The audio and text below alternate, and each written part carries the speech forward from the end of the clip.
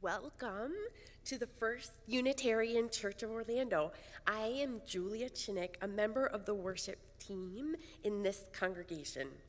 With me today's service are Reverend Margalie, Belizaire, our Director of Lifespan Religious Enrichment, Judith Stein Farrell, Rose Beeler, Ted and Linnea Nelson, our music team, including music director Aubrey, Connelly-Candelario. We also have a slew of wonderful people in the background working diligently to ensure that we come together this morning. So thank you to our tech team, our welcome team, the musicians, our childcare team, and so many others. We welcome all to join us as we explore our Unitarian Universalist faith, which draws us into a community of justice seekers with a commitment to lifelong spiritual growth and compassionate service to the community. Whoever you are, whoever you love, you are welcome here. You're welcome here regardless of your color, national origin, gender, sexual orientation, age, physical or mental abilities, economic status, or religious background. We welcome you.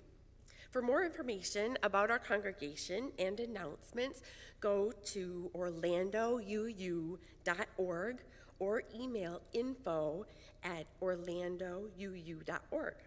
Today is the first congregational meeting of the new church year. It's at 12 noon here in the sanctuary and on Zoom. So there will be a break after the service, and then we'll all come back in here for the meeting. The agenda, the meetings from the May 22nd annual meeting, and a link to online voting are posted in the 1U website in the member section. For more information and the Zoom link, please check out the weekly update or your email for the documents. All other announcements are on the slides before and after the service and have links in the weekly update or on our website. Thanks again for being here in person and online today. Let's get started.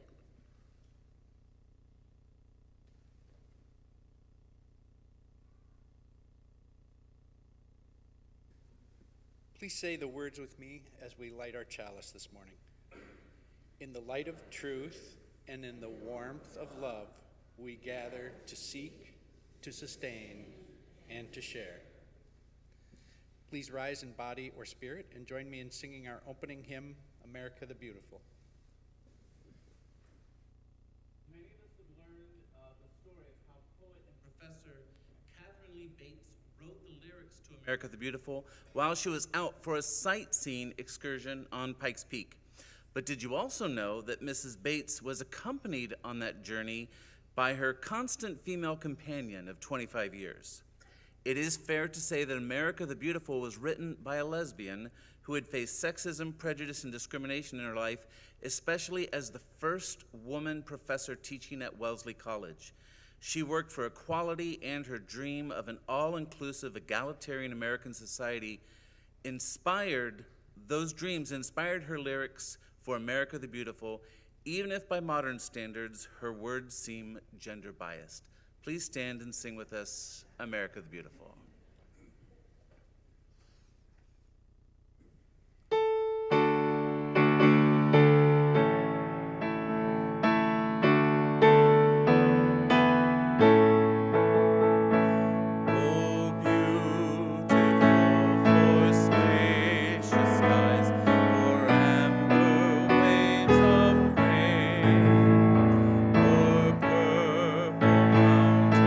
Majesties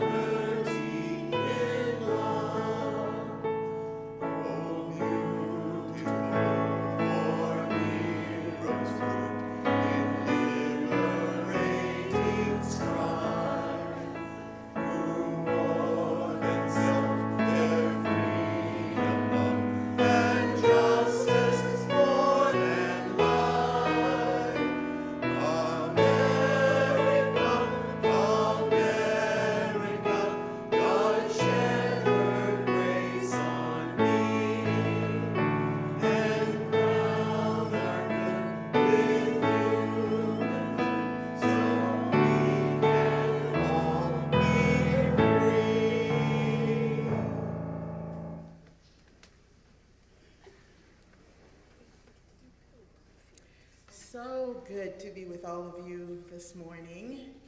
Today, we continue to explore courage, which is this month's theme, and how it might help us in achieving the goal of world community with peace, liberty, and justice for all, which is our sixth principle. Also, let us remember that we need joy so that we are sustained in the difficult work of bringing about that beloved community. I now call us to worship with the words of Tanya Marquez, Witness of the World. It is now when we are called as witnesses of the world to mend it, to change its course, to restore it. It is now when we are called to act on our values, not to hide, not to fear, but to be bold and loud. It is now that we are called to continue a fight for justice, to organize, to speak up. It is now. Let us gather. Let us give each other courage. Let us worship together. And let's spend a little time greeting one another. So turn to those around you and say hello. And of course, Aubrey will remind us, time's up.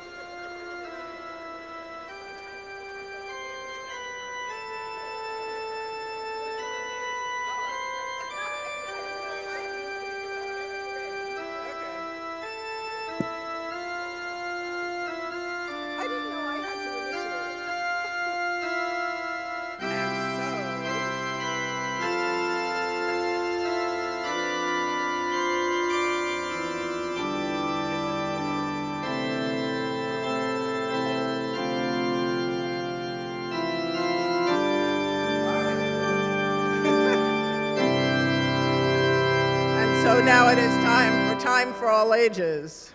And so instead of the kids coming up to me, I move up to the front a little bit. But in future weeks, we may change that around a little bit. So I have a question for you. First one.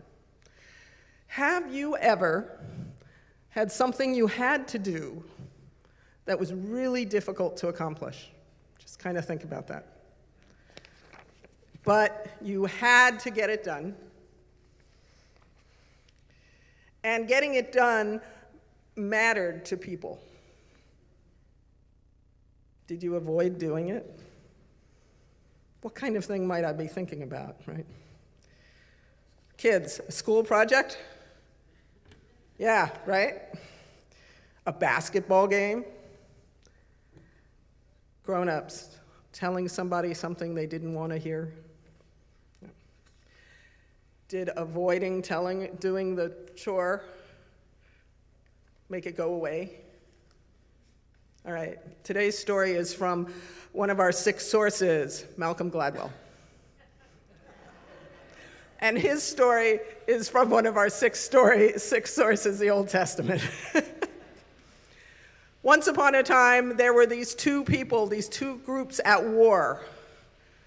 The Israelites and the Philistines. Anyone know where I'm going with this? And they'd been at war a long, long time, and the Philistines finally said, we're sending you our best and biggest warrior. His name is Goliath, and he steps out on the battlefield, and he is huge. They say 6 cubits, which equals 9 feet. And he says, here's what I offer you. You're going to send me your best warrior, your best fighter, and if he defeats me, then you all win and we'll serve you. But if I win and I defeat him, then you lose and you will serve us. And he stands out there with his everything, with his swords and his sticks and his bows, and he has a shield bearer with him, someone who helps hold his shield up for him. And the Israelites are like, what can we do with this? This guy is big. 40 times, 40 mornings, this guy comes out onto the battlefield and says, come on, send me your warrior. And 40 days go by, and the Israelites don't have anyone until this guy, this servant, this shepherd named David shows up to deliver some supplies. And he hears Goliath's warning. This big guy saying, come and get me. And David looks around and sees nobody is stepping up. And he looks at the man he serves and he says, I'll do it. And Saul says, that's the guy he works for, he says, you can't do it, you're just a shepherd. David says, yes, I can. I can do it. I'm a shepherd. I protect animals all week long. And the animals I protect the sheep from are wolves and bears, and I have killed a bear. If I can kill a bear, I can take care of Goliath. And Saul says, okay, if you're the only one that's going to step up, then here, take my clothes, take my armor, take my tools. And David tries them on, and he says, no, these aren't the way I do things. It doesn't feel right, it doesn't fit right. So he goes down to the water, and he gets 5 smooth stones to put into his bag of supplies and to use in his sling. Kids, does everyone know what a sling is? You know what a sling is? Okay. I'm going to go ahead and tell you, but I'm glad you know. It's a really long piece of string with a pocket in the middle, a piece of rope with a pocket, and you drop a stone in it, you hold it together, you swing it, and when you let go of one end, the stone hits what you've aimed at. So David pulls that together, and he grabs his staff, and he walks out onto the battlefield. And look at this. He's a little guy against Goliath. Goliath is really tall. John, where are you? And David is, Martha, stand up.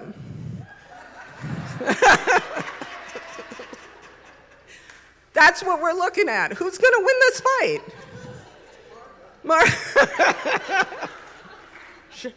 And Goliath says, what? This is who you sent me? He squints at him when he comes out. He says, squints at him. He says, you sent me this little pipsqueak with a stick?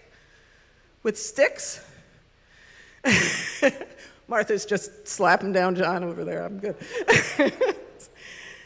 And he says, all right, come and get me. Come. And he expects David to run up to him just like all the other fighters do and take him on with his stick.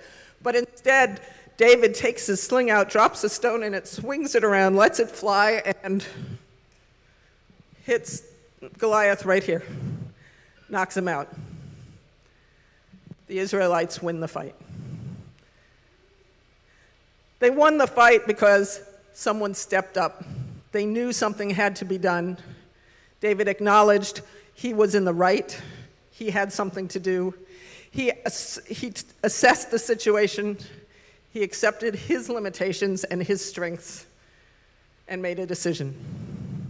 Sometimes we just have to step up and make it happen.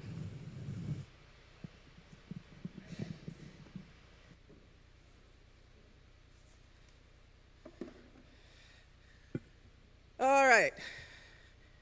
If you would please join me this morning. Where are we? There we are. We invite you now. Where is the...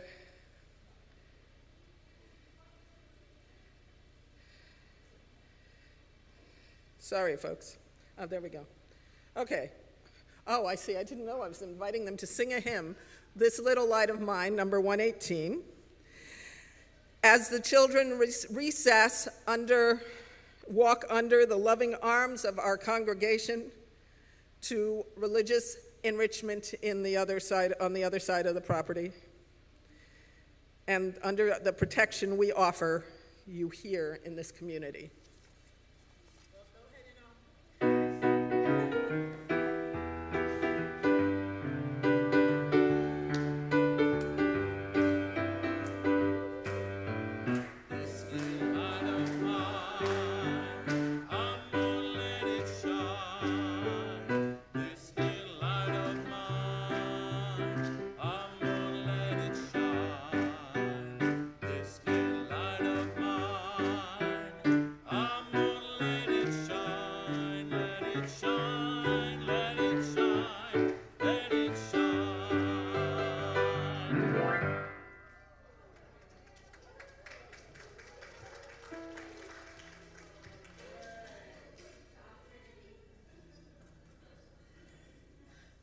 Love it.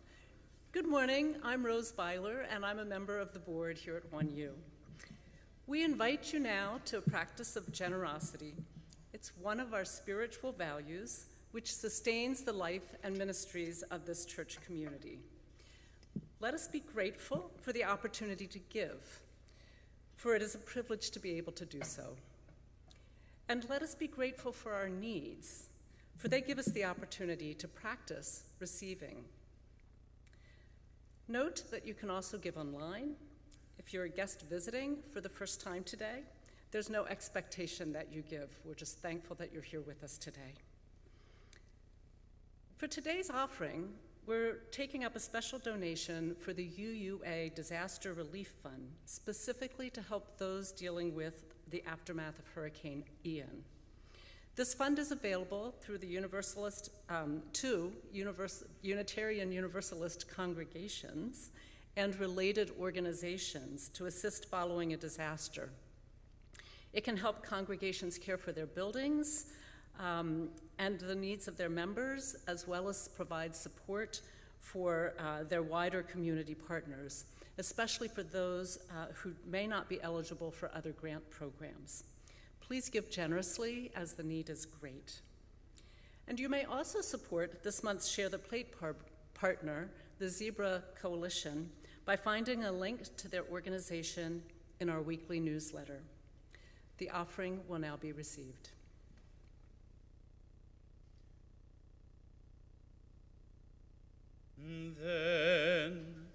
Then shall the King say unto them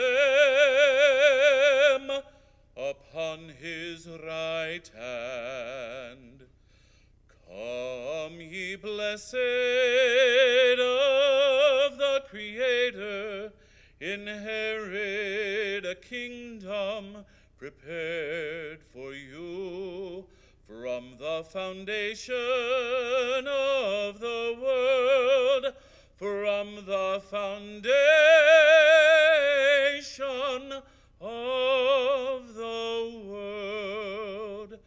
I was an hungered, and ye gave me meat. I was athirst, and ye gave me drink. I was a stranger, and ye took me in. Naked, and ye clothed me. I was sick, and ye visited me. I was in prison, and ye came unto me. Ye came unto me. Therefore, come, ye blessed of the Creator, inherit the kingdom prepared for you from the foundation of the world. Prepared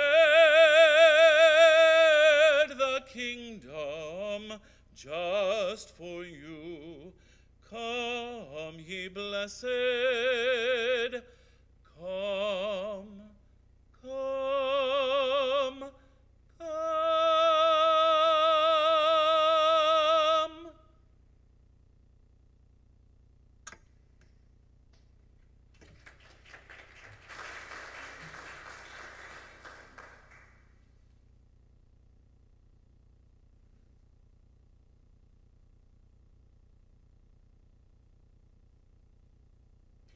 So let us joyfully receive what is offered here today in the spirit of gratitude and fellowship.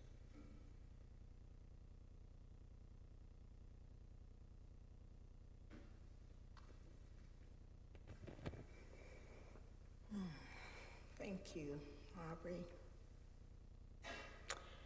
It is now the time set aside for deep sharing of our hearts and for prayer and meditation. If you have a sorrow that you need witnessed or helped with, or a joy that you wish to share, please contribute to our collective sharing of joys and sorrows to be read each Sunday during worship.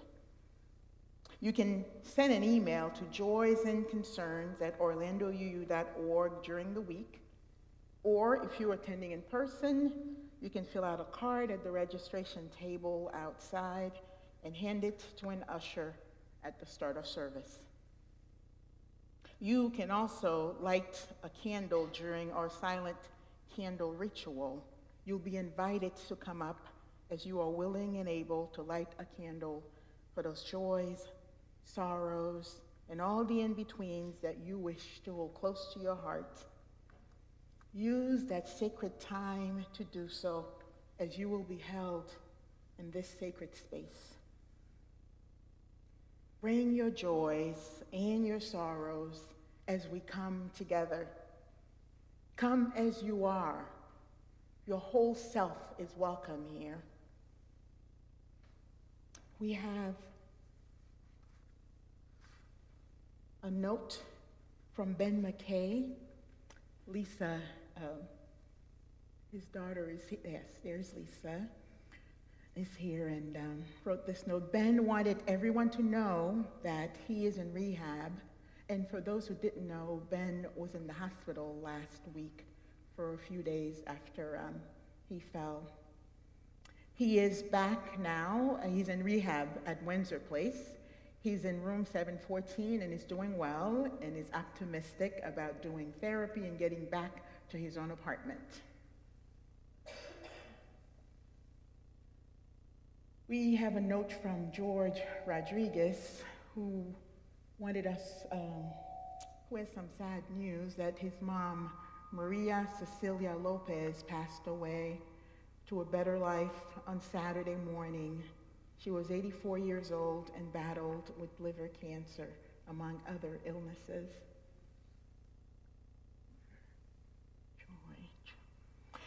And from Patty Reynolds, my nephew is alive, and after a terrible early prognosis, he's off the ventilator and he is recovering at home. He came back from 7 days in ICU and 5 days in cardio care, and is at home. Thanks for all the well wishes, prayers, hopes, and positive energy sent for him. Modern medicine does work wonders. My family and I are truly grateful.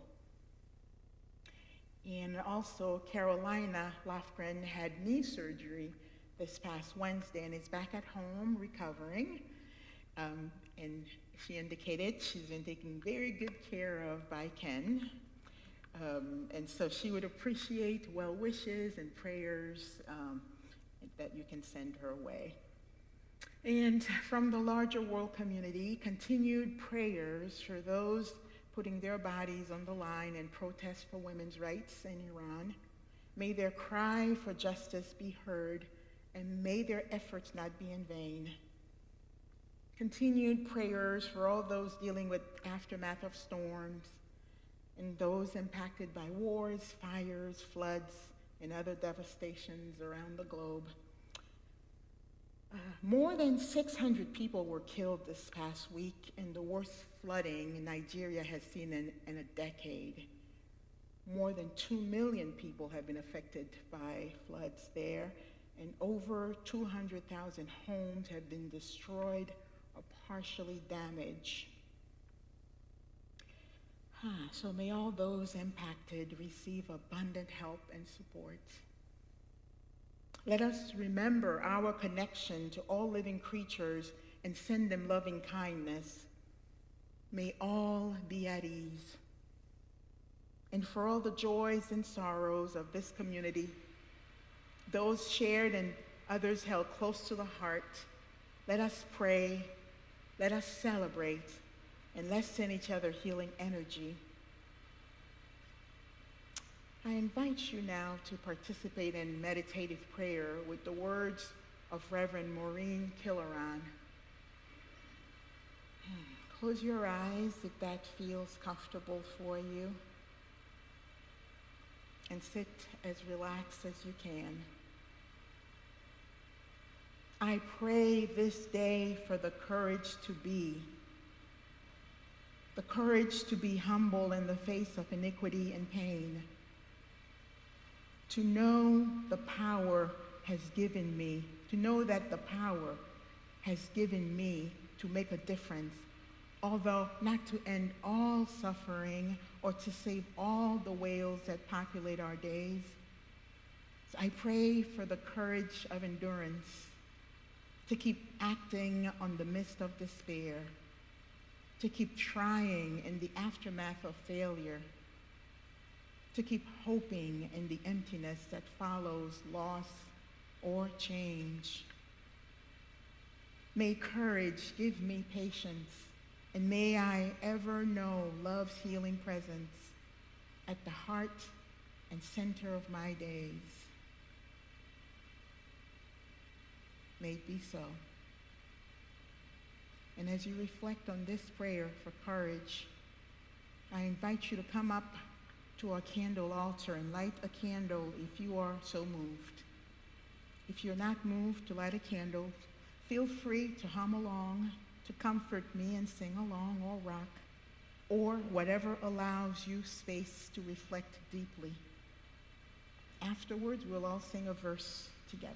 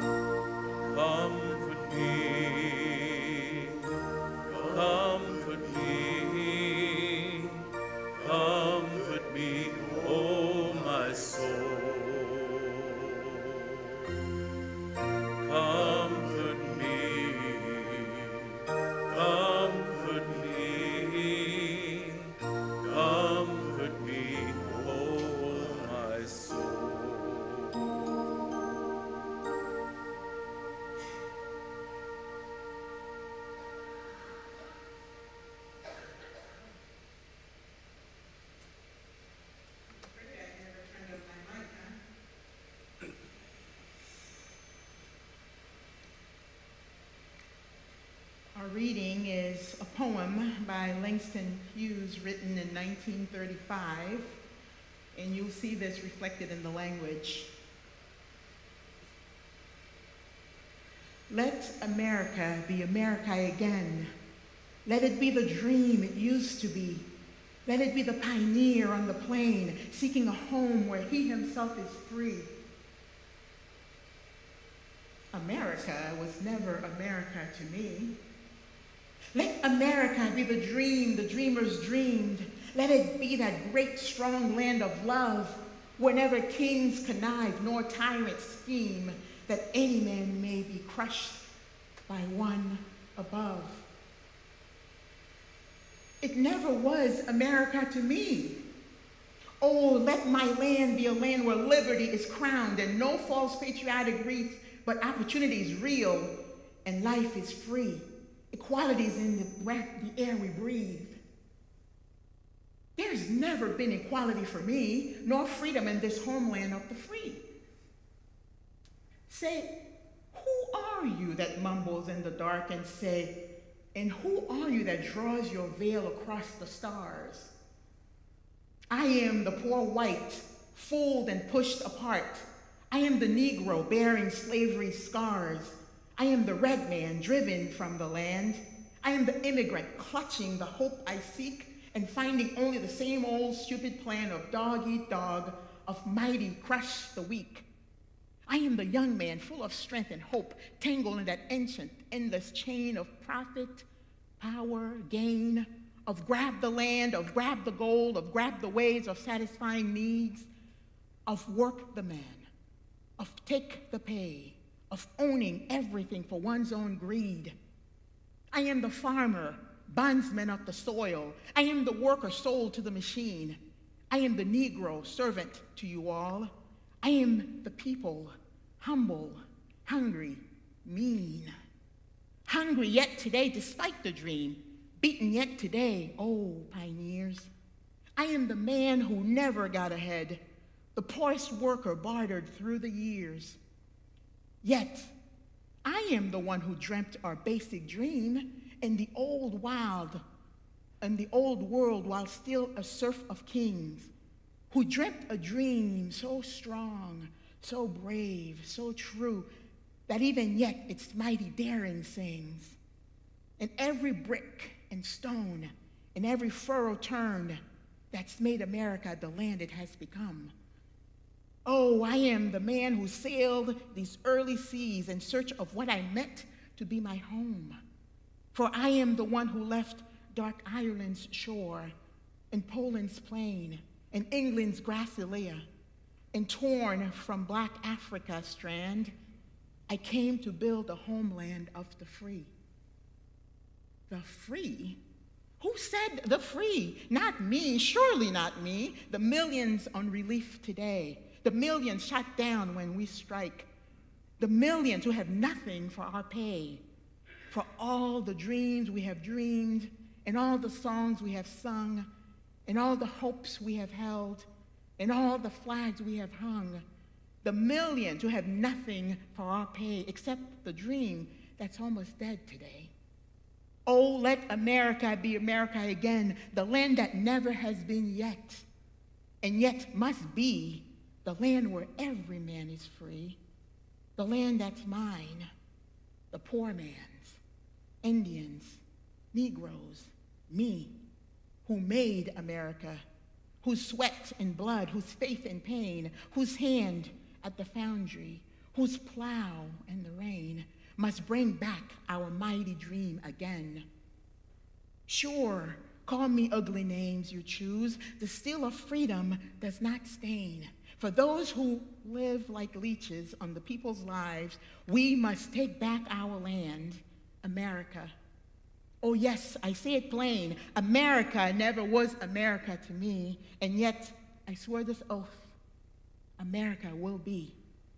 Out of the rack and ruins of our gangsters' death, the rape and rot of graft and filth and lies, we, the people, must redeem the land, the mines, the plants, the rivers, the mountains and the endless plain, and all that stretch these great green states, and make America, America again.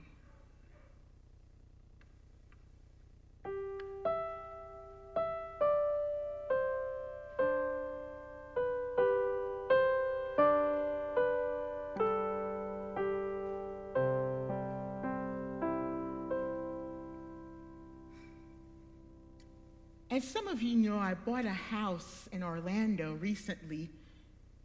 I hadn't intended to purchase until next year, as I wanted to do nothing but relax this past summer. However, when the management of my apartment complex raised my rent by $500 a month, I decided that relaxing will have to wait yet another year. It was time to move. Because I already had summer plans, it meant fitting in house shopping somewhere in between those plans. So I saw lots of houses in a very short period of time. I did see several of them that I liked a lot. My favorite, though, was one with a very large kitchen window looking out onto a small patio with trees not too far in the distance. The bedrooms and the living room had skylights. The house had an open floor plan, giving it a feel of spaciousness. It faced northeast. I did not want the hot Florida sun beating down on me in the afternoons. You know how much I love the heat, right? In a small backyard, which suited me because I'm not big on yard work and I'm no gardener. That was my favorite. I did not make an offer on it. I instead made an offer on my second favorite, which I do love, except it has a huge yard with no trees. Trees I can do something about. The size, though, not so much. I didn't try to buy that other house because the first thing I noticed about it was that there was a large American flag hanging on one side in the front and a blue lives flag hanging on the other side. The blue, of course, for those who may not know, represents police officers, and the flag came about in response of the Black Lives Matter movement. As I looked down the street, that side of the street, every house also had an American flag.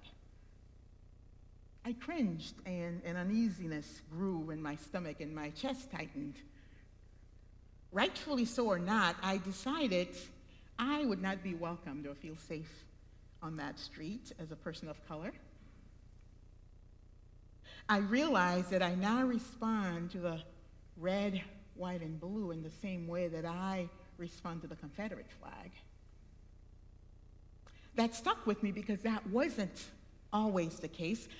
I'm not fully aware when I began seeing the American flag as a sign of potential danger for people of certain identities, or when its representation changed from a sign of welcome and inclusion to one of exclusion and divisiveness, or how it has come to represent ideals that are not aligned with UU values.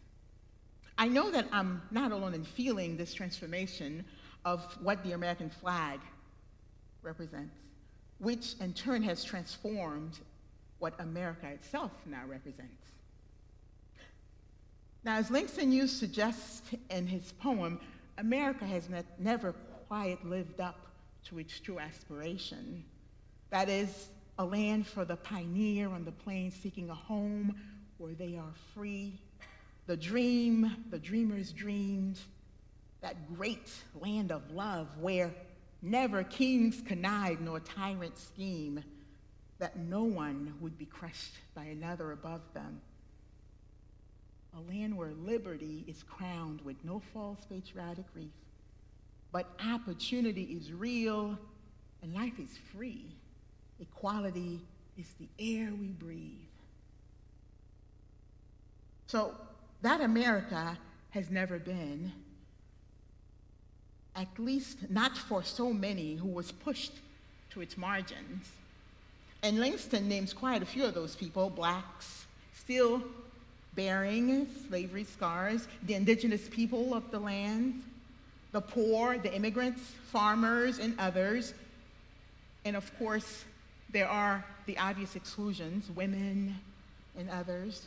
However, there had been forward motion, albeit slow motion nevertheless, or at least there appeared to have been forward motion, to the point where many felt that we had made great strides and that certain isms were no more, even though those mostly impacted by oppression were saying otherwise.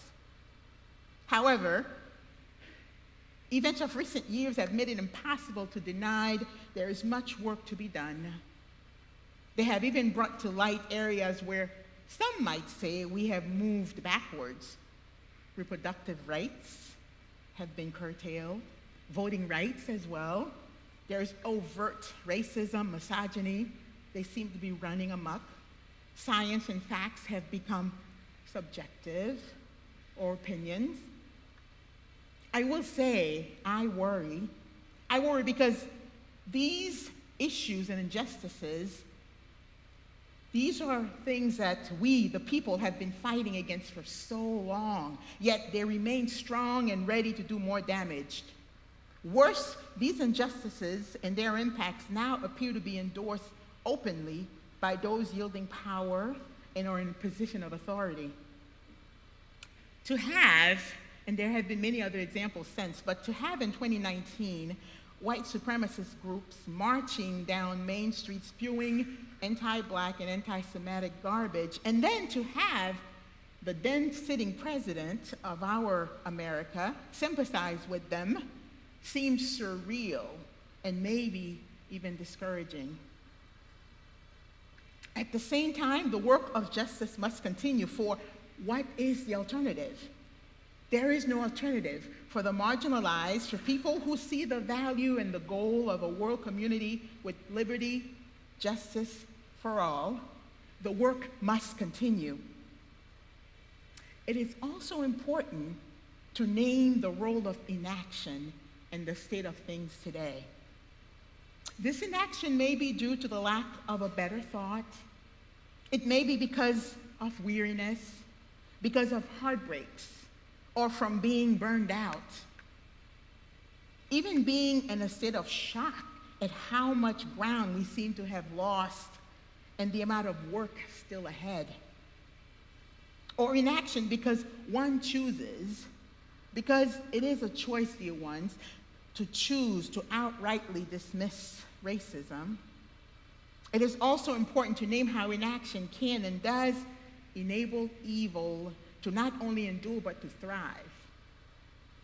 Yet, it is difficult to persist in this work, in this justice work, this hard work, when our spirits are weighed down. But we cannot let our eyes off evil. As people of faith, we can afford to slowly give in to inaction, which can lead to inertia. When we allow that to happen, we become afraid and we fail to realize our own power to change the status quo. Let us press on with the work of creating the America that never was, where there is justice, equity, and compassion in human relation, as our second principle aspires. So, what is within our power to do? What can we do to change this harmful narrative? The narrative of today's America, which eerily resembles the one that Langston froze in time more than 80 years ago. In 1935, he was talking about a divisive country lacking in acceptance, pushing people apart, pitting one group against another, one where we were disconnected from the earth, one where we turned away strangers, immigrants, one where freedom was withheld from some, from many, and one where tyrants actually did scheme and many in power did connive. So how do we change this injurious narrative to one that is healing and compassionate? Tanya Marquez, from our opening words, noted that it is now, when we are called as witness of the world, to mend it, to change its course, to restore it. It is now when we are called to act on our values, not to hide, not to fear, but to be bold and loud. It is now that we are called to continue our fight for justice, to give each other courage. Yes, we are called to do all that and more. And because we are interconnected, what we do here impacts the rest of the world. So what are some practical things we can do to mend and change this course? We can interrupt this narrative by speaking truth to power, by interrupting the status quo, even at the risk of our own discomfort. We do this by paying attention and engaging life with a sense of curiosity about people and things that are going on around us. And I don't mean by curiosity about people is using people to satisfy what we need to know, but to being interested enough to make space for people to share their stories with us if they so choose. We can reclaim our America. We can reclaim religion. Did you know that the religious humanism movement came about as a way to save religion from religious extremists? That's a conversation for another time. But one of the things, I want to go back to the story about me in that house. So what caused an uneasiness in me was the American flag with the blue flag. So how about if we reclaim the American flag and hang it with the pride flag, with the Black Lives Matter sign, with all these other signs, because the American flag is also our flag, and we are allowing it to be hijacked. We can also change the narrative by finding ways to serve the world. For me, I do it through my vocation, and I also have a little sister, the big brother, big sister. I figure that's my way of investing into the future, passing it on to the next generation. And I think as you use, that is a great place to volunteer, passing on to the next generation. The important thing, though, is to make an impact, however small. Small changes make huge impact. Think of a propeller on a ship, right? How without this tiny little thing, without it, this massive ship cannot go anywhere. Begin to see yourself as a propeller.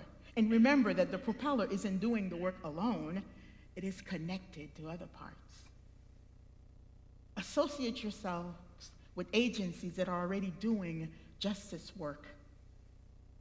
Our church is within these walls, within our campus, and also outside our walls. Volunteer with those agencies and support them financially as you are able. Be willing to do so. This is so that their work can have greater impact on the direction of the world. There are things that you are already doing.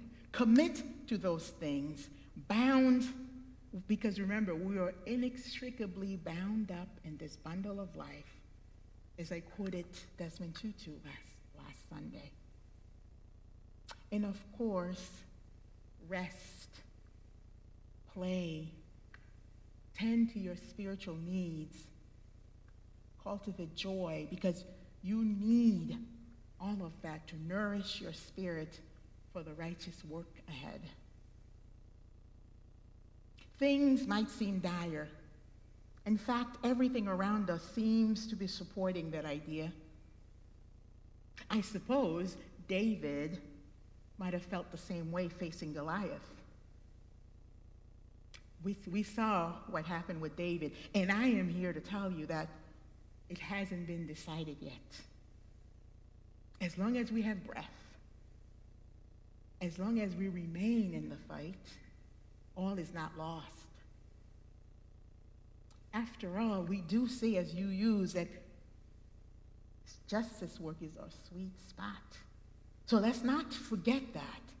And as Langston Hughes noted, out of the wreck and ruin of our gangsters' death, the rape and rot of graft and filth and lies, we, the people, must redeem the land, the mines, the plants, the rivers, the mountains, and the endless plain, in all the stretch of these great green states, and make America, America again. And so may it be.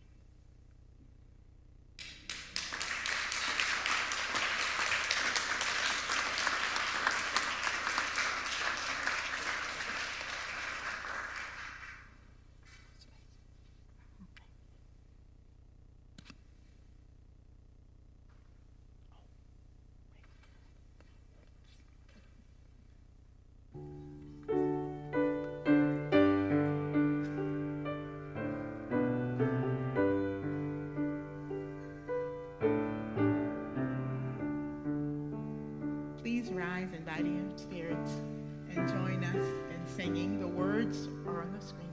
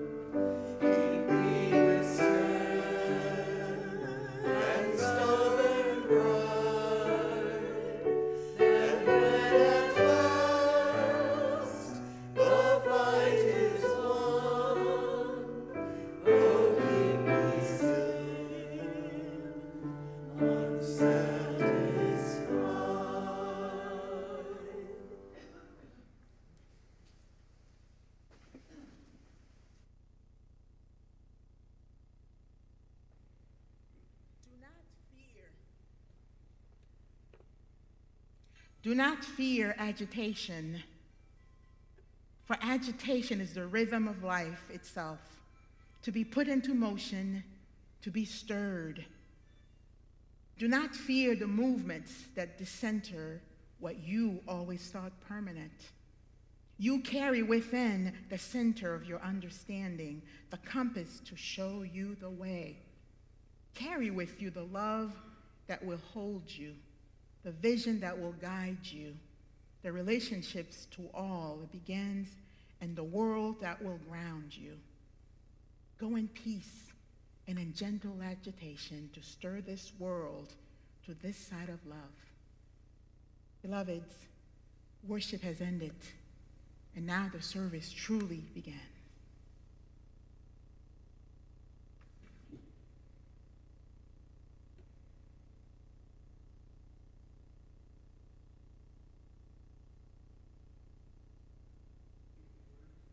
We extinguish the chalice.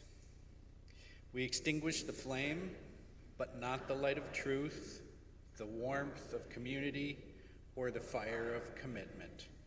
These we carry in our hearts until we are together again.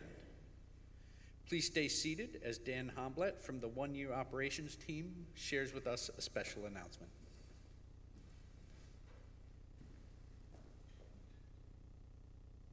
Thank you, Ted.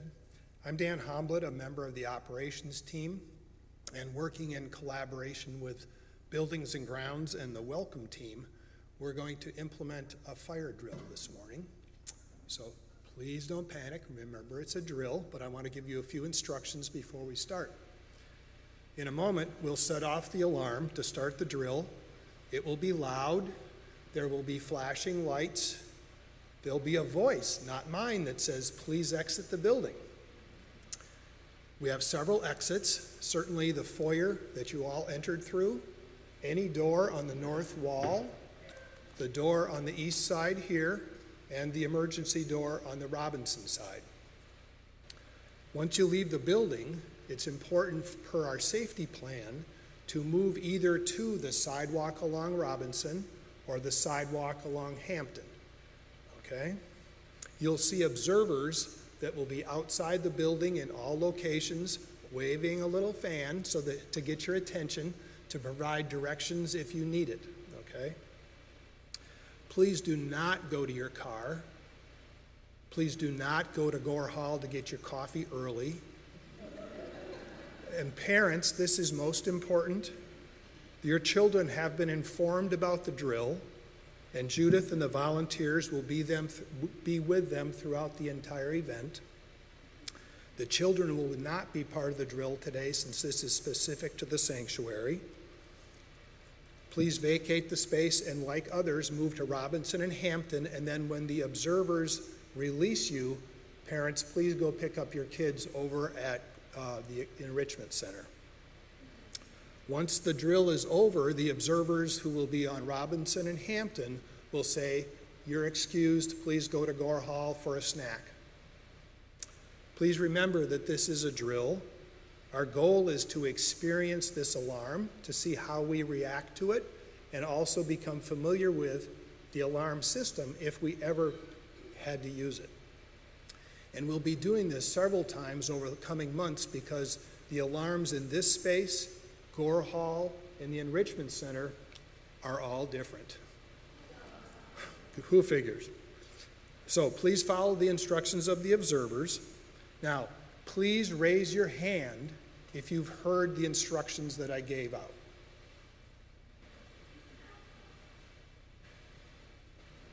Did everybody hear? Okay, thank you. So let's do this, and I'll see you for snacks afterwards.